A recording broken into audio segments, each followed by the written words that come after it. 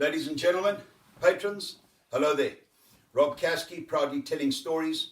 As I've mentioned before, I've wanted to mix this up a little bit with the introduction of some friends and other characters for your interest and indeed entertainment along with mine.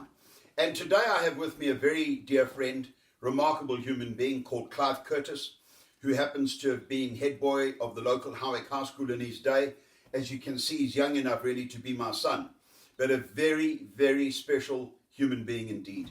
Now, Clive, I would love you please to tell, for the benefit of my viewers and listeners, a little bit about your early life, your introduction to the outdoors, what drew you to the outdoors and developed this passion of yours and this knowledge that I and others find quite extraordinary. Absolutely, Rob. Thanks for having me here. Much appreciated. Rob, I think it was quite a different journey to most people's journeys. It was one that wasn't sort of set out there with a definite path lined up for me. I grew up on a farm and very privileged to have grown up in a farm environment and be in the outdoors. But those early days, I clearly remember that it was my grandparents that introduced me to wildlife. You know, they gave me the great opportunity to travel to the Kruger National Park as a youngster, and that kind of, I suppose, cemented my passion for animals. And I brought that home with me to the farm and ended up doing a lot of work on birds and bird watching and looking at animals and catching things and, you know, just that being a boy, I suppose. And that evolved. That slowly in itself evolved, and my mum was instrumental in supporting me in those ideas.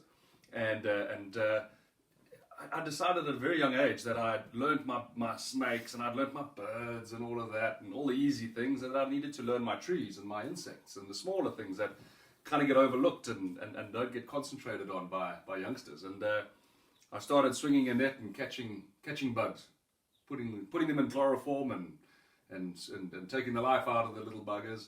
And at that stage it was a lot of fun and adventure and pinning them, etc., but no real purpose.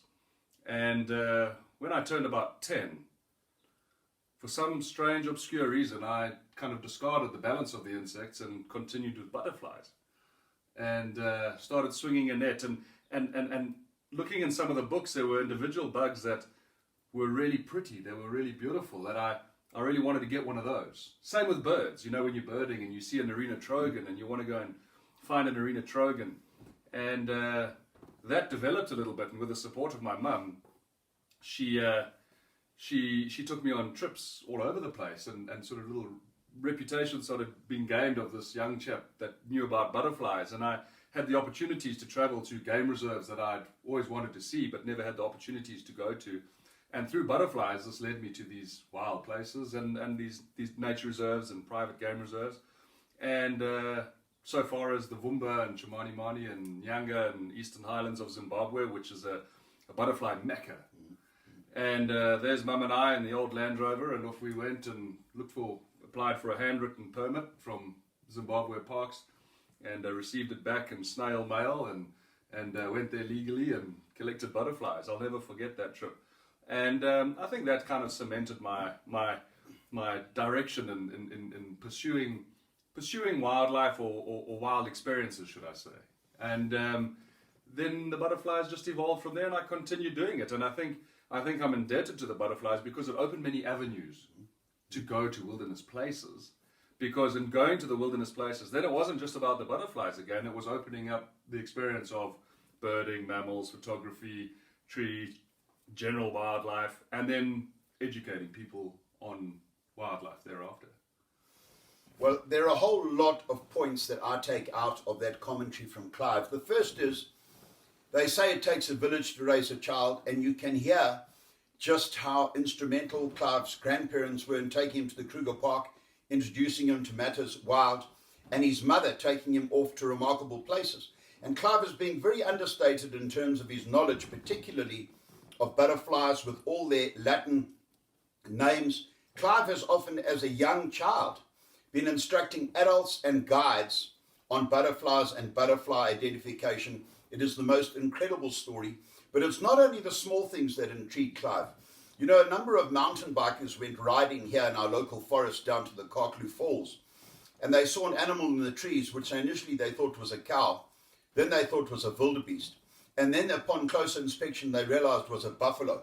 Now, Clive, I want you to share, for some humor with my guests, the matter of the buffalo that was darted, and you moved it on a flatbed trailer back down to Carkloof Spa, because it's a great story, please.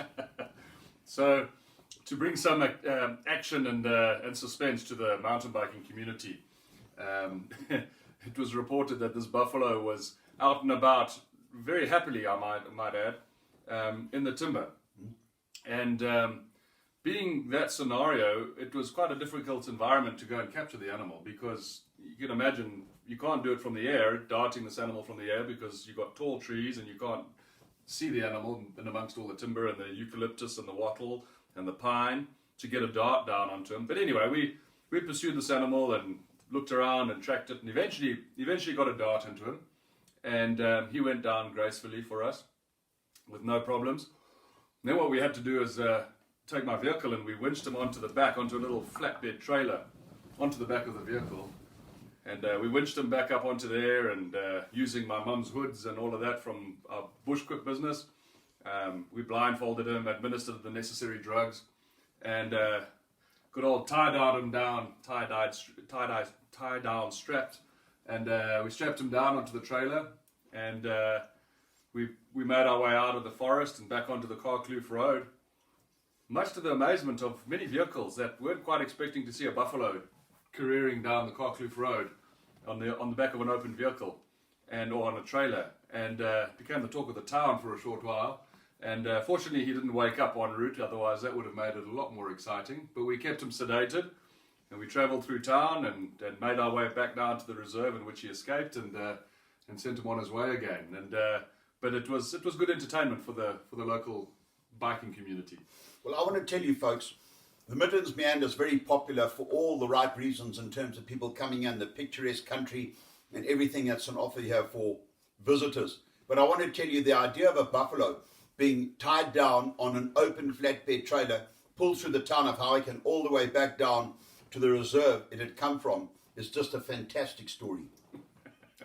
Now, Clive, I want to share, please, with our viewers a little bit more about this absolutely magnificent DVD you created about the butterflies. What was behind that program? Tell us a little bit about the development. I know you're an expert cameraman and incredibly good at editing. Clive does all his own editing of his videos, the sound and the lighting and so forth, and in a really immaculate fashion. But tell us a bit, please, about specifically the butterfly DVD. Absolutely, Rob. I think it was quite a fortuitous journey in that I've been collecting butterflies for a long period of time. And, you know, we contribute to science, and we contribute through different ways of ascertaining population numbers, distributions, etc. And there's certain information that we submit to our national database through our Lepidopterist Society. But there also came a point where I kind of had to justify why I was doing these butterflies and collecting anymore, and the whole process.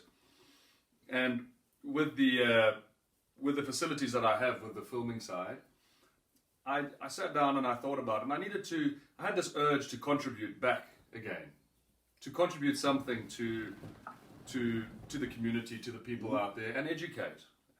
We spend a lot of time educating local communities and local small school projects and people, but video and DVD is a tool to expose that to a broader audience. And you know, I realized that I had the butterfly background within myself. I had the equipment and the know-how of putting together a movie. So I decided that over a long-term period that I would like to chip away and set a big goal for myself. I've always been in awe of the BBC-style documentaries, wildlife docus on various subjects, wildlife subjects for that matter. And here was my opportunity to contribute in a different way on a subject that hasn't been covered before, from a South African context for that matter. And I took it on pretty seriously.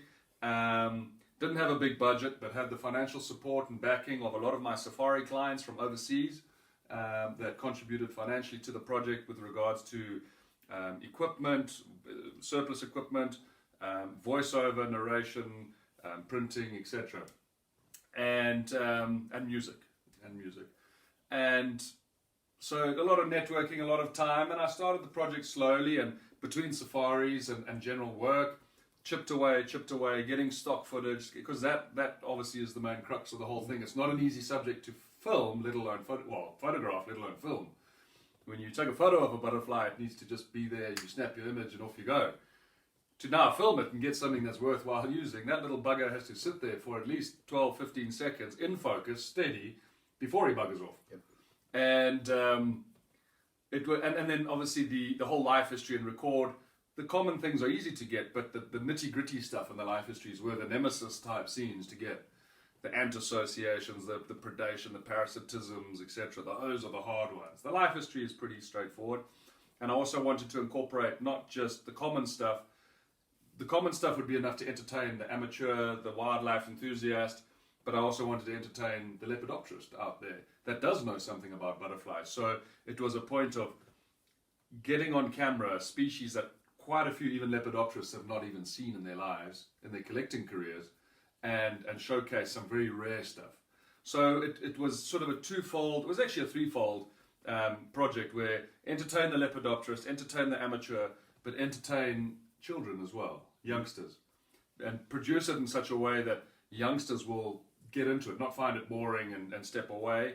And so with all that in mind, I sort of chipped away, and it took 7 years to film this project, to a point where I felt that I had enough stock footage to cover the stories that needed to be covered in an interesting, non-boring way, because also there's so many facts and so many little things that I find interesting that you may not find interesting, and you can find yourself getting carried away. So I wanted to sort of discard the peripheral stuff that was still cool, that I wanted to use because we had footage for it, but it wasn't relevant to the project. So anyway, with a bit of help from a friend of mine from National Geographic and creating the Dale Hancock and creating the script, we worked on the script a lot, and we whittled it down from 6,500 words down to 2,200 odd words, and stuff that I pulled my hair out seeing leave the script.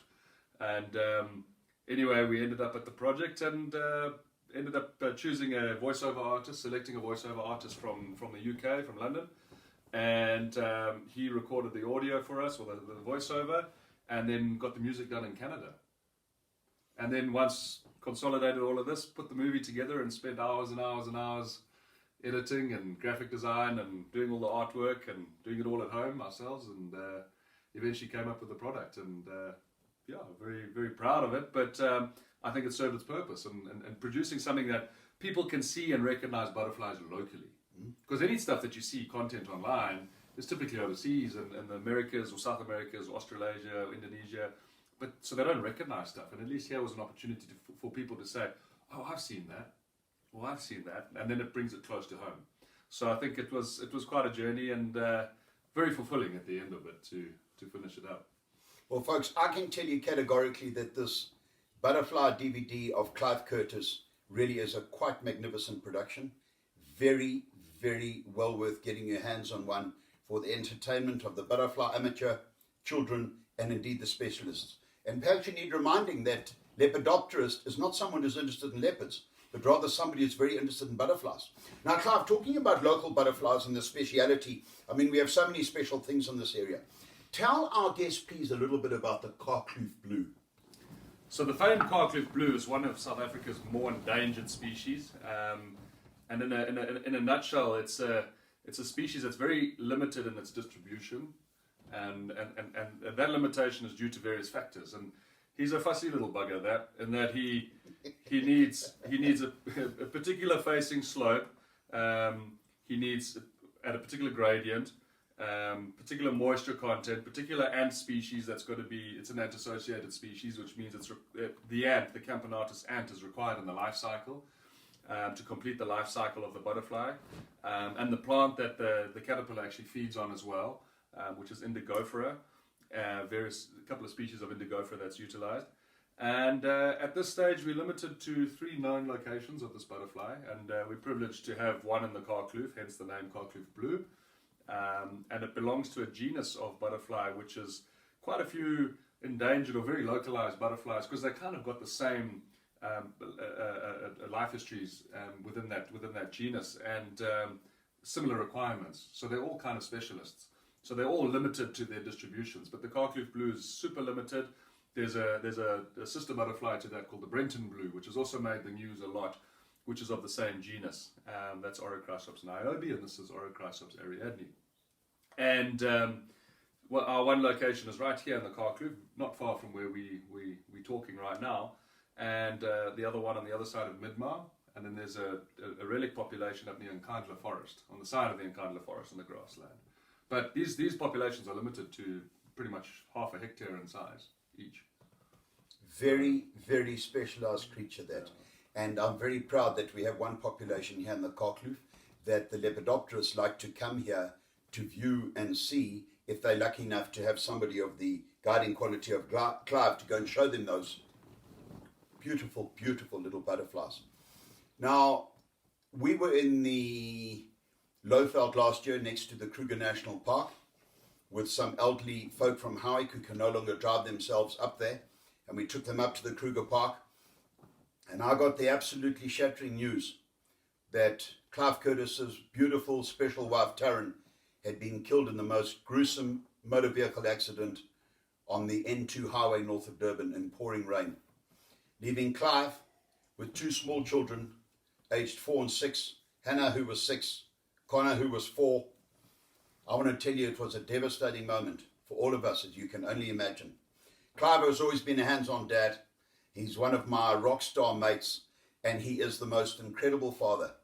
And I think that these children have been blessed with the input and the involvement of Clive in their life. Clive is leaving in 3 days for Botswana, because in 1 week is the first anniversary of our beautiful Taryn's death. And we wish Clive and his delightful children well only. And I don't mean to make you sad, Clive, or to lower the tone of this little chat, but perhaps you could say a little about the last year, how your children are developing your unique bond with them, this trip up to Botswana with your mom. Your beloved mom is so involved in their lives. I want to tell you, folks, this is a very, very special family. So last word to you, Clive. Yeah, thanks, Rob. It's a strange time. You know, I think the world has been a bit crazy the last couple of years, regardless, and it's something that's been brought upon us. But we're going forward. You know, we're just trying to keep the head forward. And like Rob said, we're blessed with two awesome little kids, and they're wild kids too. And we use every opportunity to take them out and do stuff, whether it's catching animals or fishing or camping or whatever the case may be. I think it's just so important for them to be out and about and keeping busy and keeping their little minds going. And it's been a crazy year in that there's been a lot of changes, you know, but I think it's about just they're the driving force, you know, and just trying to keep that focus on going forward. The days are there, the good days, the bad days, they'll always be there. And I think it's sort of owed to Taryn to do the best that we can with the kiddies and give them everything from an experience perspective, not a material perspective, that we can. And that's what I endeavour to do. And yes, we're going to head up to Botswana for a little family trip on Friday and take the kids up to the Okavango and give them some fun up there and spend some time with elephants and do some fishing and that. But they're not scared of travel. They, being safari kids, being around with me, they've been in the vehicle a lot over the years, and they're open to any sort of adventure. And so very blessed for that, and very blessed for the support that everybody else gives us around. You know, the kids and I, and obviously my good old mum. And so yeah, I'm very blessed in many ways. So just choose the route forward and just try and keep the picture in place and in focus. Well, folks, you know, I think we all need money to survive. But I want to tell you, at the end of it all, I think that we would rather have our lives recorded in terms of experience rather than what we have or don't have in the bank.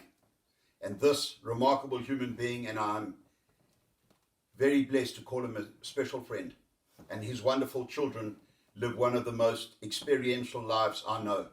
And these little people, Hannah and Connor, are being directed and influenced and indeed inspired by their remarkable dad and their grandmother. And I hope more than anything that you've enjoyed this little chat with one of our local heroes, a man I consider a close friend and a person who inspires so many. Get that Butterfly DVD. Thank you for your time. Bye-bye.